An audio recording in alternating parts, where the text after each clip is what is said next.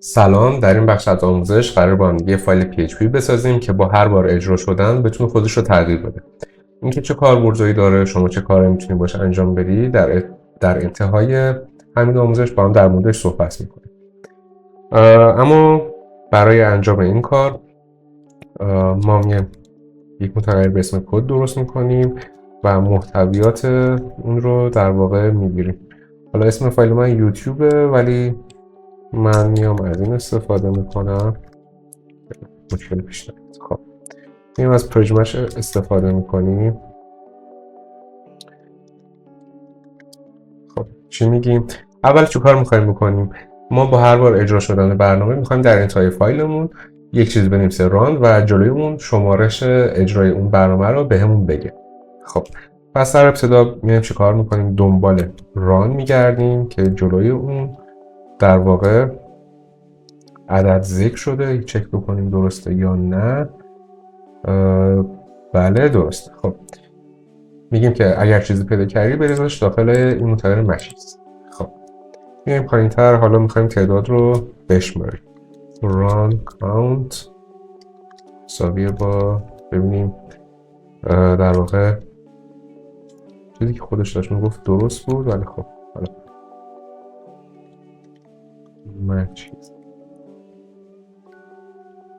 یک اگر بود به اضافه یک بشه، در غیر این صورت اینم یکه، اینم نوعش هم اینتیجر. خب این از این.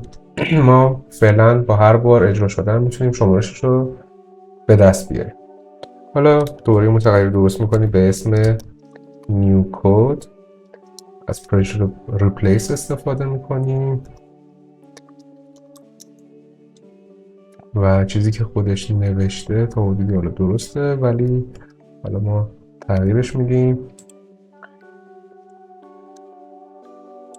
خب ببینیم که تعداد شمارش ران و کاری که انجام بده جلوش بنویسه ران و تعداد شمارشی که تا حالا انجام شده در کد بنویسه. این اوکیه. خب حالا ببینیم که اگر بار اول داره اجرا میشه، ما بعد یه دونه ایف درست بکنیم، بگیم که ایف page match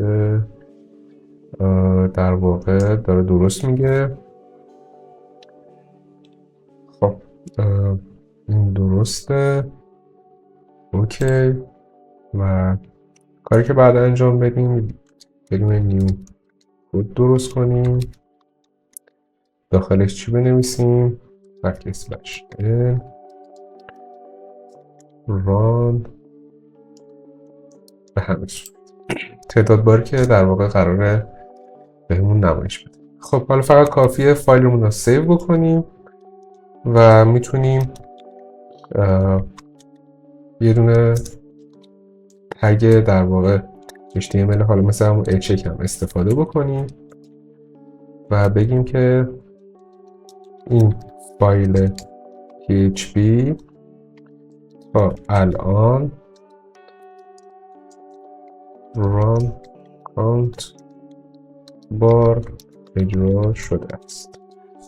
خب امیدوارم که مشکلی نداشته باشه. بریم تست بکنیم. خب ببینیم یک بار اجرا شده. خب لاین 14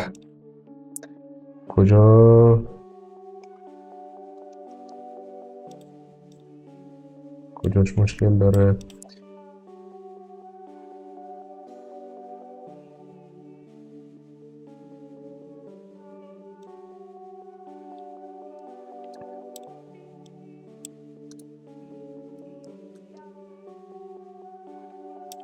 باری اجرا میکنیم، دو بار، سه بار، 4 بار و اگر دقت بکنین داره به انتهای فایلمون یه چیزی اضافه میکنه.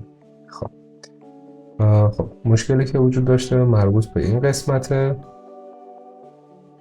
که من نباید اینو به این شکل می نوشتمش.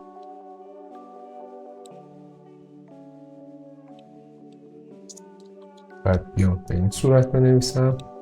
حالا اینو من پاک میکنم. دوباره این ریست میشه اگر من پاکش بکنم. چه یک بار، دو بار. ببینین میاد اینجا اضافه میکنه.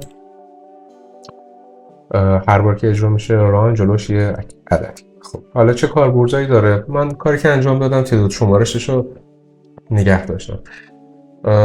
شما کارهای مختلفی میتونید انجام بدی برای لاگ نویسی و هر چیز دیگه، ولی در نظر داشته باشید که ممکنه توی پروژه بزرگ باگ بخورید، به مشکل بر بخورید یا اینکه حجم فایلتون به شدت زیاد بشه. پس ممکنه کمی ریسکدار باشه و در استفاده از اون بیشتر دقت بکنید. اگر خوشتون اومد از این کد لایک و سابسکرایب فراموش نشه. اگر نظری دارید کامنت بذارید. در ویدیوی بعدی تریک و حالا آموزش‌های جذاب‌تری با هم دیگه خواهیم داشت.